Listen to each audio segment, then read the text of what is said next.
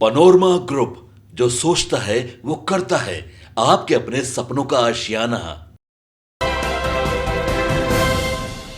नमस्कार, आप देख रहे हैं सिटी पोस्ट और मैं हूं अभिषेक मिश्रा। देखिए, केंद्रीय मंत्री, पूर्व केंद्रीय मंत्री पशुपति पारस की बात करेंगे। पशुपति पारस पूर्व केंद्रीय मंत्री और राष्ट्रीय लोक जनशक्ति पार्टी के राष्ट्रीय अध्यक्ष पशुपति पारस के बारे में आपको मालूम है, उनको अपना सरकारी दफ्तर खाली करना पड़ा है। शहीद पीर अली मार्ग पर पटना एयरपोर्ट के बगल में जो रालोजपा का दफ्तर था वो खाली हो चुका है। बंगले से भी, दफ्तर से भी बेघर पशुपति पारस किए जा चुके हैं। कहा जाता है कि राजनीति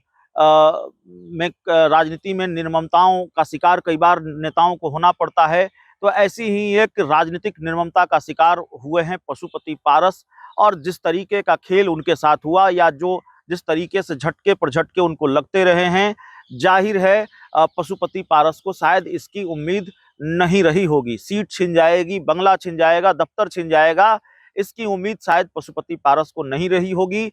और जिस भारतीय जनता पार्टी के भरोसे पशुपति पारस आगे बढ़ते रहे, जिस भारतीय जनता पार्टी पर भरोसा किया उन्होंने, वो भारतीय जनता पार्टी ने भी साथ उनका नहीं दिया। खबर यह है कि बंगला खाली हो गया है, दफ्तर खाली हो गया है। सवाल यह है कि रालोजपा का अब नया दफ्तर कहाँ होगा, पशुपति पारस की पार्टी का नया ठिकाना कहाँ होगा और पार्टी का नया कार्यालय कहाँ होगा। तो इसको लेकर जो जानकारी निकलकर सामने आ रही है, वो जानकारी यह है कि पटना के कौटिल्य नगर में पशुपति पारस का आवास है, निजी आवास है।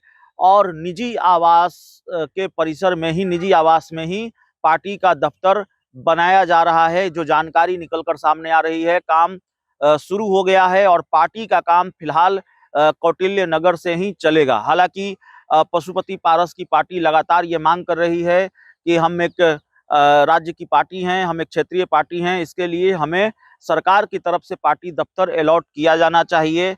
हालांकि जो रुख है सरकार का, उससे लगता नहीं है कि पशुपति पारस की पार्टी को कोई पार्टी दफ्तर मिलेगा। न विधायक हैं, न सांसद हैं, सिर्फ एक विधान पार्षद हैं। तो जाहिर तौर पर पशुपति पारस को सरकार की तरफ से कोई पार्टी दफ्तर दिया जाएगा, ऐसा नहीं लगता है। पशुपति पारस को घर से ही पार्टी दफ्तर चलाना होगा। तो स्थितियां बदल गई हैं। राजनीति में जब वक्त बदलता है तो तस्वीर भी बदलती है। अब से पहले चिराग पासवान अपने घर से, या अब तक चिराग पासवान अपने घर से अपनी पार्टी का दफ्तर चला रहे हैं। चाचा भतीजे में तनाव हुआ, टकराव हुआ, पार्टी टूटी, सांसद टूटे और उसके बाद पार्टी का जो बड़ा दफ्तर था वो पशुपति पारस के कब्जे में गया। चिराग पासवान को घर से दफ्तर चलाना पड़ा, पार्टी दफ्तर वो भी घर से ही चला रहे हैं।